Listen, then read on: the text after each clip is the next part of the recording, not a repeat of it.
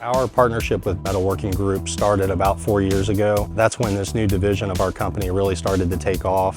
We've had plenty of times over the last 4 years where our customer has come to us and said, sales next month is forecasted to ramp up by 25–30% or more, and we had to increase production at a moment's notice. Metalworking Group has been right there with us. We were able to go to them and give them that forecast and show them that we really need you to put a plan together to step it up.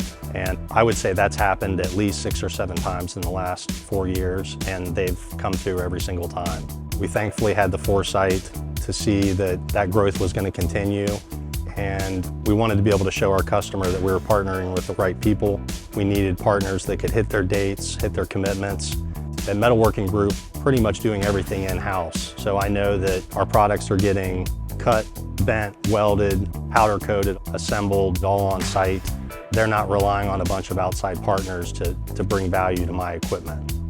When we get equipment in from them, fit and finish is solid, it's tight, powder coating is perfect, and we've not had quality issues from the get-go.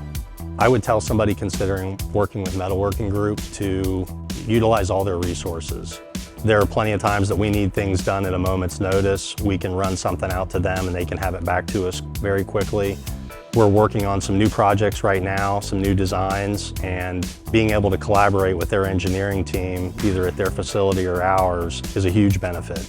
Our favorite feature of Metalworking Group is that they have everything under one roof, from their engineering resources to just being vertically integrated throughout, and even storing equipment for us. We have a relatively small warehouse facility, and they will deliver equipment to us at a pace that matches what we need. And the other thing would be stocking equipment that we don't necessarily need just yet.